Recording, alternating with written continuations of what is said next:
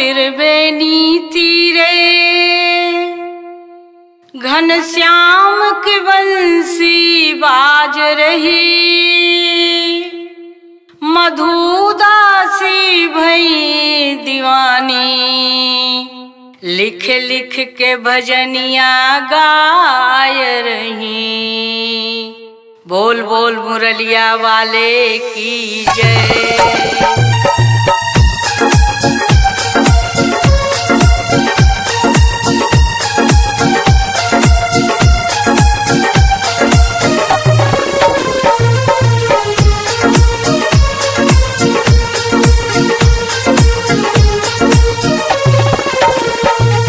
कन्हैया दर्शन दो एक बार, सांवरिया दर्शन दो एक बार। जन्म जन्म की प्यासी अखियाँ, जन्म जन्म की प्यासी अखियाँ, प्यास बुझा जाए एक बार। सांवरिया दर्शन दो एक बार, सांवरिया दर्शन दो एक बार।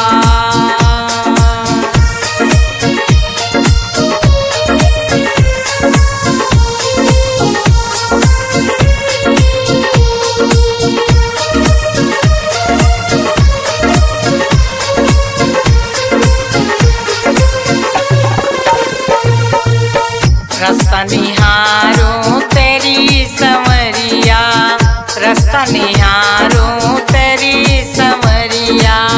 कब आओगे राधा के संवरिया, कब आओगे राधा के संवरिया। राह न सूझे बन बन भटकूं, राह न सूझे बन बन भटकूं। मेरे प्राण आधार संवरिया दर्शन दो एक बार। कन्हैया दर्शन दो एक बार।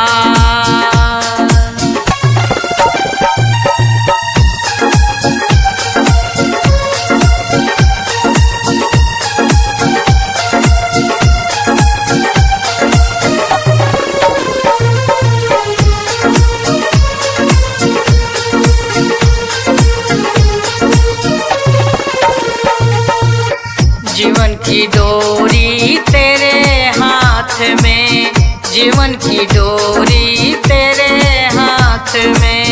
पार लगा दो बीच भंवर से, पार लगा दो बीच भंवर से। अब की बार प्रभु हमें बचा लो, अब की बार प्रभु हमें बचा लो।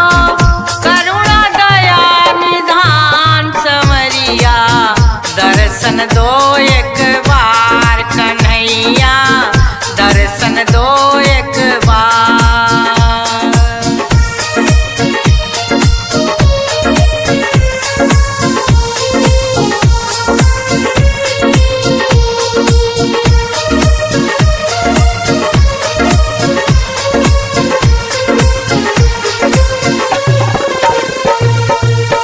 कई जन्मों की पुण्य कमाई, कई जन्मों की पुण्य कमाई।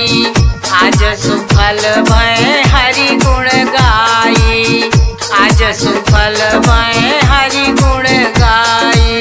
लाज बचाओ हे गिरधारी, लाज बचाओ हे गिरधारी।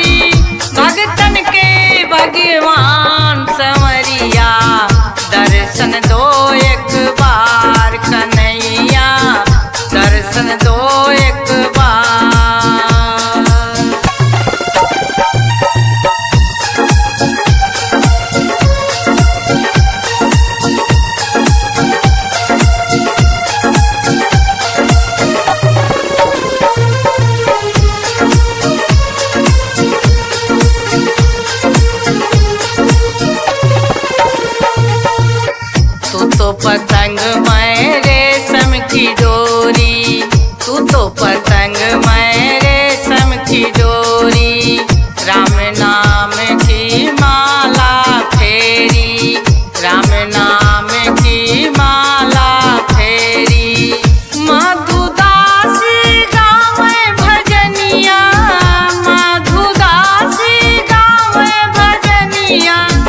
सुन ले मदन गोपाल।